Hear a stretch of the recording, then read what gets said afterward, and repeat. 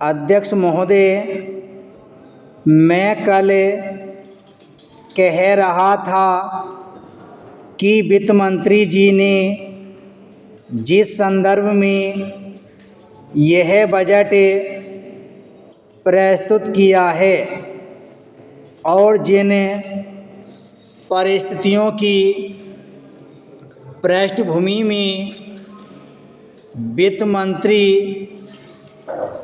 का भार संभाला है, उस दृष्टिकोण से यदि इस बजट को देखें तो हम इस परिणाम पर पहुँचेंगे कि वित्त मंत्री जी ने निश्चित तौर पर ऐसा काम किया है जिसके लिए वे धन्यवाद के पात्र हैं। उन्होंने देश की अर्थव्यवस्था को सुधारने के भार को लेकर उसमें सफलता प्राप्त करके देश की बिगड़ती हुई आर्थिक दशा को सुधारा। पिछले वर्ष देश का उत्पादन बढ़ा है, उद्योगों में सुधार हुआ है, कीमतों में सुधार आया है, हमारा आयात कम हुआ है और निर्यात बढ़ा है।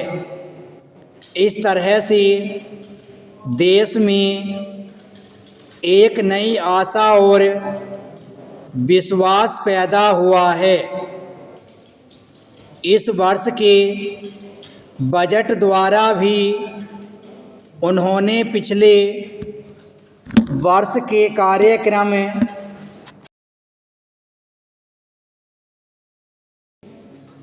कोशिश करने का प्रयास किया है।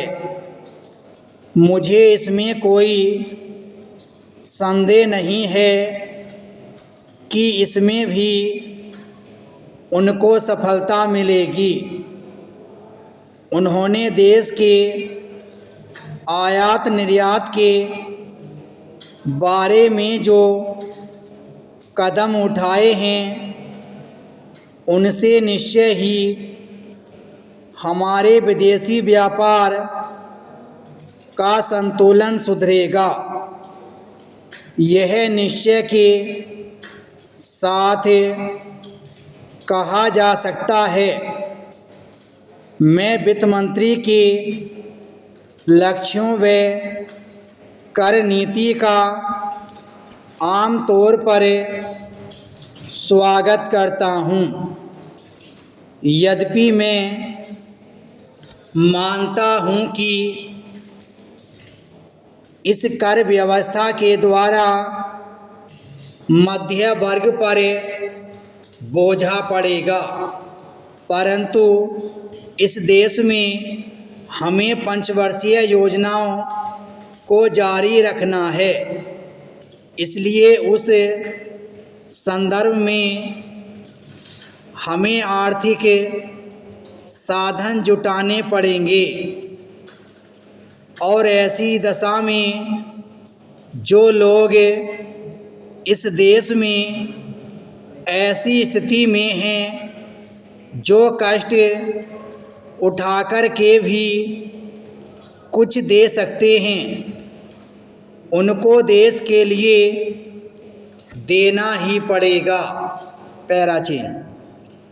इसलिए वित्त मंत्री जी ने इन कदमों का भी मैं स्वागत करता हूं, परंतु साथ ही साथ मैं नम्रतापूर्वक यह अवश्य कहना चाहता हूं कि वित्त मंत्री महोदय ने किसानों पर जो भी नए कर लगाए हैं उनके ऊपर वे फिर सोचें मेरी मान्यता के अनुसार वित्त मंत्री द्वारा खाद पर जो कर लगाया गया है, जो शुल्क लगाया गया है, वह एक ऐसा कार्य है जिससे इस देश का विकास रुकने वाला नहीं है।